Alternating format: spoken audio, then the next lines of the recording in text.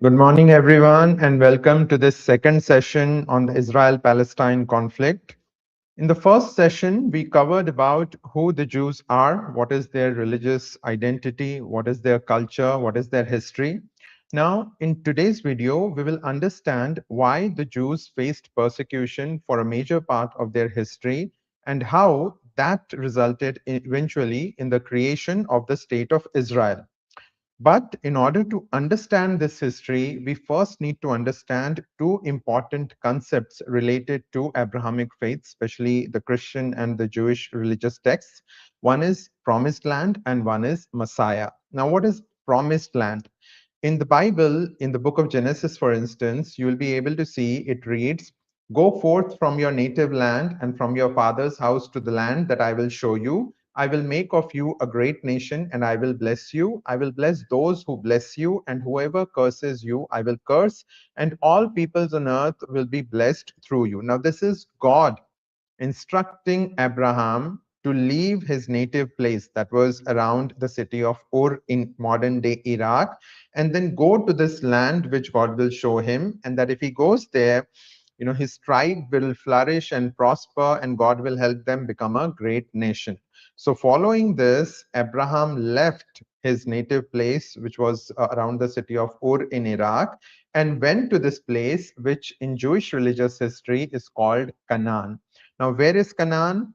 Canaan, in terms of modern world, it comprises of the areas to the southwest of Syria, south of Lebanon, northwest of Jordan, and the northern part of today's Israel or historic Palestine. So, leaving Iraq, Abraham traveled to this place. He settled there with his family and followers. And over the course of time, this tribe grew, it flourished, it prospered. However, on four different occasions in history, the Jewish people, that is this tribe of Abraham, was forced to leave this promised land and go to other parts of the world, mainly because of reasons like famine and war. The last such exile happened around 70 AD because the Romans persecuted the Jews and they were made to leave this promised land and go and settle in different parts of the world. So, this is what is called promised land, the place of Canaan, which comprises of modern day Syria's southwestern part, southern part of Lebanon, northwestern part of Jordan, and northern part of Israel. Now, the next thing to understand is the concept of Messiah. Now, in Jewish religious texts, it talks about a Messiah, that in the future, a Messiah will come and he will be the last person sent on earth by God. And after he comes on earth, everything will turn into a pink and green kind of a thing. The world will turn into a paradise in itself. It will be more like a utopia. But how will you identify this Messiah? How will you know that this person is the Messiah? There are many conditions laid for it, and two of those important conditions are: the first is the Temple Mount, which is there in Jerusalem, will be broken at the time when the Messiah will come, and he will help rebuild it. So, when the Messiah will come, it will be broken, it will not be standing. The second condition was that he will bring all the Jews back to the promised land. Now, it is said that the fourth exile, which happened somewhere around 70 AD, when the Romans persecuted the Jews and made them leave the promised land, they got scattered around the world, and till date, that exile has continued. They've not been able to go back. In fact, the state of Israel has a special policy called Aliyah, under which it encourages Jews from around the world to come back to Israel and settle there. We'll study about it in one of the subsequent sessions. So, Jesus, when came, he claimed that he was the Messiah. Jesus was a Jew. His parents were Jewish. Those who know about this biblical history, they are aware of this fact. But then the Jewish community, the Jewish priests, objected to his claim of being a Messiah, citing these two reasons: that right now the Temple Mount is standing and you are not doing anything to bring all the Jews back to the promised land. And then they accused him of blasphemy, that he's not really a prophet, he's not really a person sent by God. He is more of a heretic. And then they conspired with the Romans, and they kind of instigated the Romans that he wants to become a king. That's why he's claiming to be the king of the kings. And so he wants to take over the reins of power from the Romans and then rule here. They instigated the Romans, and then we all know that Jesus was crucified. So after he got crucified, slowly, Christianity started growing. People started converting and becoming Christians, started practicing this faith. The first set of followers of Christianity were from the Jewish community. So it started resembling more like a subsect within the Jewish community. With these conversions came love for Christ. People started loving Christ and his way of, thinking, his preaching. And with that love came the pain, that he was crucified in such an inhuman manner. And due to that pain came resentment and hatred towards the Jewish community, that it was because of the Jews and how they instigated the Romans that he was crucified. Otherwise, that wouldn't have happened. And that's how hatred took roots amongst the hearts of Christians, that Jews are bad people, and they labeled them as Christ killers. Jews were in history, they have been very commonly referred to as Christ killers, and that is how the hatred was born. And over centuries, this hatred grew into something very big, and then it became a culture almost to accuse the Jews of everything and anything that is going wrong in society. If it would rain heavily, causing floods, they would blame it upon the Jews, that the Jews must have done some black magic, sorcery, something for this to happen. If a child would disappear from a village, they would blame it upon the Jews, that the Jews must have used him for some sacrificial practice. If plague broke out, even that was blamed upon the Jews. So anything and everything going wrong started to be blamed upon the Jews. That became a part of the European culture at that point of time. There were many instances in history when Jews were persecuted very badly. We'll just see 4 or 5 main events. For instance, in 1290, all Jews were expelled from England. Then 1346, Black Death arrived in Europe, bubonic plague. This was a very bad episode of history. It wiped out nearly 1/3 of the European population at that point of time. Nearly 20 million people died. That was 1/3 of the population of Europe at that point of time. And this was blamed upon the Jews, that they have done something, they have indulged in some black magic, sorcery, or they have poisoned wells. And because of them, this bubonic plague has broken out. And that resulted in what is called Black Death persecutions. For instance, in April of 1348, the Jewish quarter in Toulon, France was completely sacked. Then on Jan 9th of 1349, 600 Jews were burnt alive in Basel, Switzerland. Then February 14, 1349, 2,000 Jews were killed in Strasbourg, France. Then on March 21, 1349, 3,000 Jews were killed in Erfurt, Germany. Then another episode you can talk about was in 1420 in Austria, where a Jewish man was falsely accused and charged with the crime of desecration of the sacramental bread. This led Albert V to order the imprisonment of all Jews in Austria. 210 Jewish men, women, and children were forcibly taken from their homes and were burnt alive in public town square.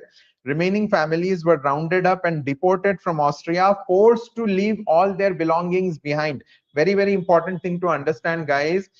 If you study all these episodes, you will realize historians have always concluded that the root cause used to be the money which people used to owe to the Jewish money lenders. Jews were very rich throughout history, and most of the times it was the Jewish community that was doing the business of usury, that is, lending money on interest. So if I've taken money from a Jewish money lender, I'm not able to return it, then I would nicely accuse them of something like this, and then I would instigate violence against them and get rid of them altogether. So they were always after the Jewish money and their property. Now, in 1391 in Spain, Ferran Martinez was a Catholic cleric. He was deeply anti-Jewish, incited people against Jews. And then in Seville, that is one of the cities in Spain, on June 6th, 4,000 Jews were murdered, properties looted, asked to convert to be spared. Anti-Jewish violence spread to 70 other towns and cities. Estimated 50,000 Jews converted to Christianity to save lives. 100 years down the line, in 1492, the notorious, infamous Alhambra decree was issued by Isabella I of Castile and Ferdinand II of Aragon, and it ordered the expulsion of practicing Jews, estimated to be around 1 lakh at that point of time in Spain. They were ordered to be expelled from Spain by 31st of July of that year. Reason: practicing Jews were suspected to be attempting reconversion. So I hope this gives you an idea about how Jews have been persecuted throughout history. We can go on and on about this. There are thousands of such instances. The last in modern history was the killing of 6 million Jews by Hitler in the concentration camps, what is known as the Holocaust. Now let's study the most important event of Jewish persecution in history, which led to the seeds of formation of the modern state of Israel. In 1870-71, Germany annexed two provinces of France, Alsace and Moselle, the Alsatian dog, which we know, also known as German Shepherd. You know that it is named after this province of Alsace. Okay. The French were humiliated. They took it upon their ego. It was a national humiliation. And due to this, they became extra sensitive and extra careful towards national security and matters of espionage and counter-espionage. In the early 1890s, a case came to light where sensitive defense documents were being passed on to Germans. The investigations pointed finger towards an artillery officer by the name of Captain Alfred Dreyfus, whose photograph you can see in this image. This became a big news in Europe, and at that point of time, there was no internet, there was no modern technology. So if you are a journalist and if you want to cover this whole court case going on in France, you are required to travel to France. So journalists from across Europe traveled to France to cover this case. One such journalist was Theodor Herzl from Austria. He was working for New Free Press at that point of time, which was one of the leading newspapers in Austria at that point of time. When he came to France, he saw how all the leading newspapers in France were full of anti-Jewish articles. They were fanning hatred against the Jews.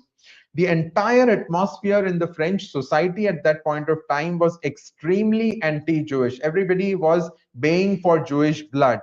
And as he started covering this case, he realized that the only reason why this Captain Alfred Dreyfus was being charged with treason was because he was a Jew from that Alsace province.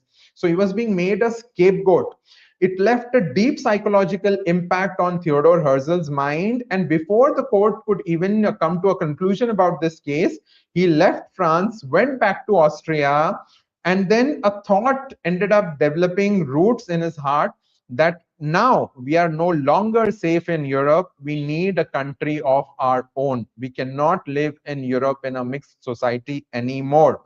And then, a deep belief made home in his heart. Jews can no longer live in a society like that, a multicultural society where they are constantly at the receiving end. And then he started talking to leading figures of the Jewish community that we need to work towards creating a country of our own only for the Jewish people. Initially, everybody dismissed his idea, started thinking that he's daydreaming. The number of people following Jewish faith was very, very low throughout history. So how can you create a country of your own? But then slowly, this idea struck few people, and he started gathering followers and people who started believing in his cause, that Jews need a country of their own. And he even wrote a book about it, which was published on 14 February 1896 in German. That is the Der Judenstaat, a Jewish state. It is available on Amazon in case you want to read it. In this, he had clearly outlined his vision, his theory of how a Jewish state is supposed to be and why it is required to begin with. And then finally, in 1897, when when the Jewish Congress gathered for a meet in Basel, Switzerland, this is the actual photograph from that event, he addressed that crowd. He got an opportunity to address that gathering, and this was attended by leading Jewish figures from across the world. And I've told you in the earlier session, they were always very rich, very prosperous, very influential people in society. And this is where he was able to convince a majority of them that yes, we need a country of our own and we need to start working in that direction. And then he famously said, at Basel, I founded the Jewish state. This is the event from where the whole series of events, which eventually resulted in the creation of the state of Israel, began. So what happened next is extremely interesting. We'll study in tomorrow's video. Make sure you join me for that. If you can study all these things nicely and take it with you for interview, your interview will be at a different level altogether. You'll be able to impress the IO very nicely. I'm sure you found the video informative. Please don't forget to like it. Share it with everyone you know who is preparing for SSB or any kind of government job who can benefit from this kind of a content.